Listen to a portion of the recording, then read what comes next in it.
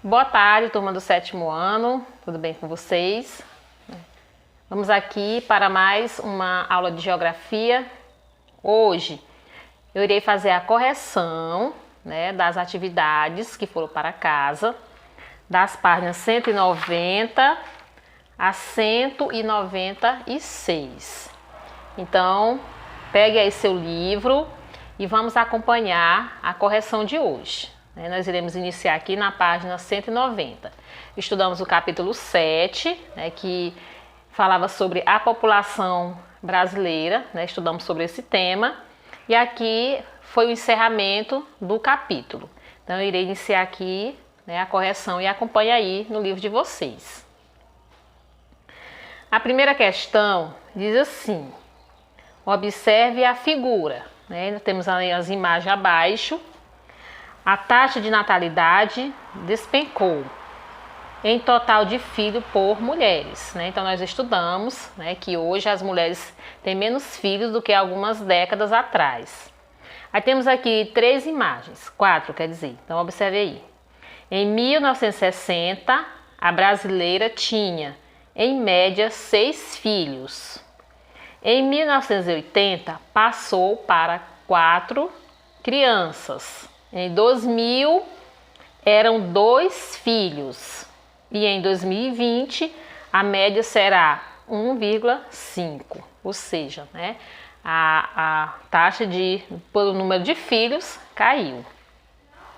Aí vocês iriam indicar os motivos que levaram o Brasil a vivenciar o que está apresentado na figura acima. Então, você iria colocar aí os motivos. Então, primeiro, quais foram os motivos que contribuiu para a mulher ter menos filhos? Primeiro, participação das mulheres no mercado de trabalho.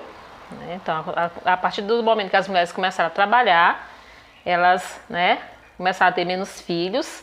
Melhorias no setor educacional e planejamento familiar.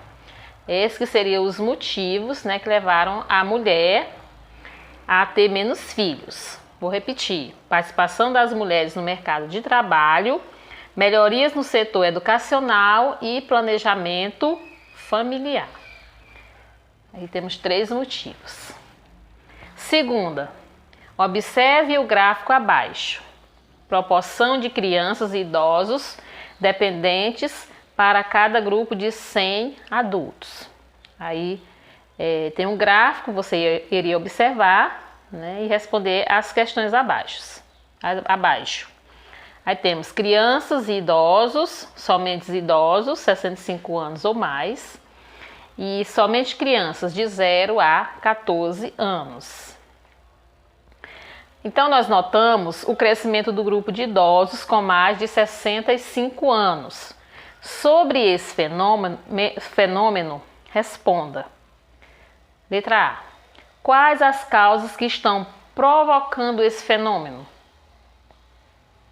Letra B. Que medidas os governos devem tomar em relação a esse crescimento de idosos? Então, vamos lá para a resposta da letra A. Observe aí se você acertou.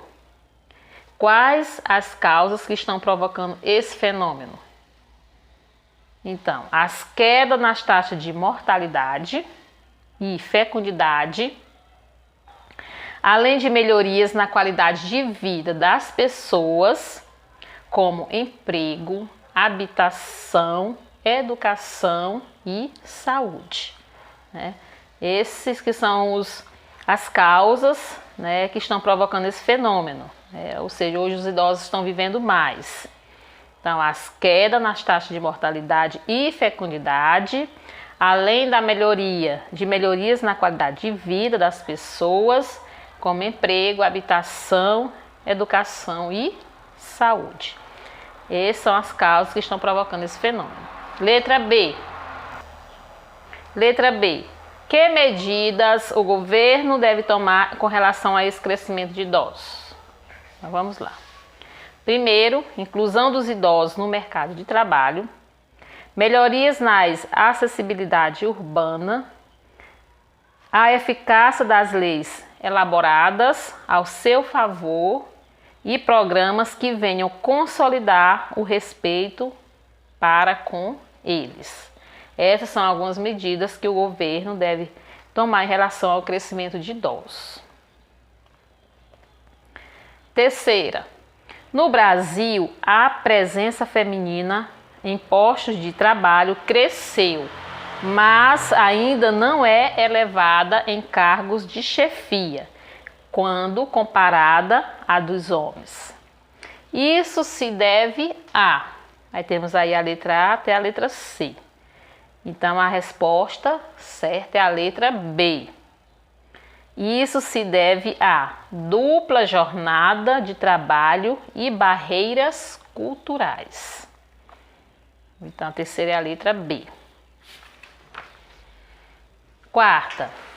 Em 1960, a população brasileira aumentou 2,9% ao ano. Os censos de 1991 e 2010 demonstraram um declínio dessas taxas para 1,9% e 1,2% ao ano, respectivamente. Entre as alternativas abaixo, assinale aquela que indica o motivo que leva a população brasileira a crescer atualmente em números reais mais do que antes. Então, aí nós temos até a letra E e a letra correta é a letra D.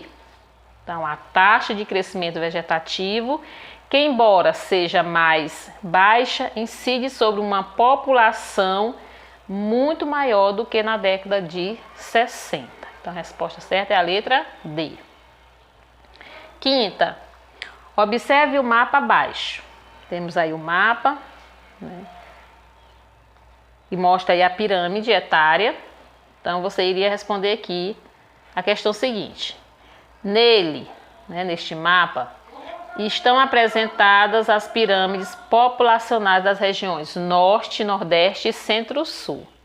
Faça uma comparação entre as pirâmides das regiões Norte e Centro-Sul. Então, você ia fazer aí uma comparação. Então, vamos lá. Observe aí a sua resposta. A pirâmide da região Norte apresenta característica da população brasileira típica da década de 60 e 70, com altas taxas de natalidade e baixa esperança de vida. Já a pirâmide da região Centro-Sul apresenta um estreitamento com sua base e um alargamento do cume, caracterizada por uma diminuição significativa da natalidade e um aumento da esperança de vida. Daí seria a resposta. Sexta questão. As pirâmides etárias brasileiras. Nas duas últimas décadas, o governo federal vem propondo ações no sentido de oferecer uma resposta às transformações na composição etária da população brasileira. Essas ações têm seguido uma tendência que se manifesta mais diretamente em qual das iniciativas abaixo? Abaixo. Aí você iria aí marcar a opção. Então, essas ações têm seguido uma tendência que se manifesta mais diretamente em qual das iniciativas abaixo? Então, aí a resposta certa é a letra B. Alterações das regras da Previdência Social.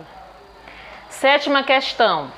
Marque a alternativa que apresenta dois dos maiores grupos de imigrantes que deram uma grande contribuição populacional para o conjunto da população brasileira. Então, aí os grupos foram portugueses e italianos. Então, a resposta certa é a letra E. Oitava questão. O envelhecimento da população está mudando radicalmente as características da população da Europa, onde o número de pessoas com mais de 60 anos deverá chegar nas próximas décadas a 30% da população total. Graças aos avanços da medicina e da ciência, a população está cada vez mais velha. Isso ocorre em função do declínio da taxa de natalidade e aumento. Então a resposta certa é a letra A. Declínio da taxa de natalidade e aumento da longevidade. Nona, o quadro abaixo nos mostra a taxa de crescimento natural da população brasileira no século XX. Aí temos aí períodos e a taxa anual média do crescimento natural. Analisando os dados, podemos caracterizar o período entre, resposta certa, a letra B, entre 1950 e 1970, como de nítida explosão demográfica, ou seja, do crescimento demográfico. Décima, a população do Brasil é, letra B, irregularmente distribuída, predominando etnicamente o pardo, o etariamente o adulto. Então a resposta certa é a letra B. 11. Observe as pirâmides a seguir e responda as duas próximas questões. Aí temos aí as pirâmides de 1960, 2000 e 2010. Aí, com base na evolução da pirâmide etária do Brasil, em 1960, 2000 e 2010, e nos conhecimentos sobre dinâmica populacional, considere as afirmativas a seguir. Aí temos aí a afirmativa 1, 2, 3 e 4.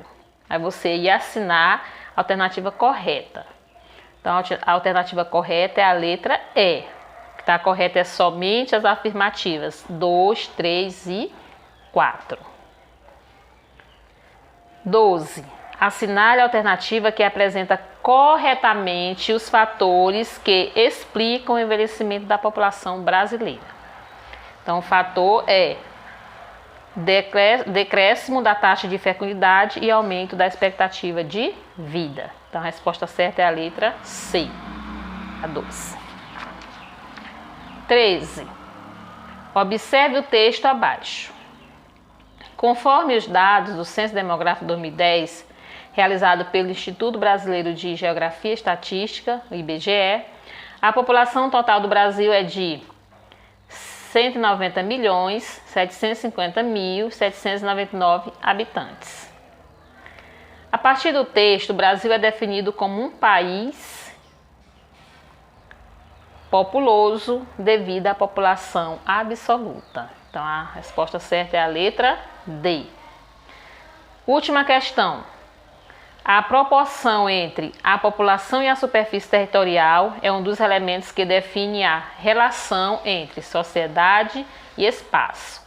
Observe os dados informados abaixo. Temos aí país, população absoluta e superfície.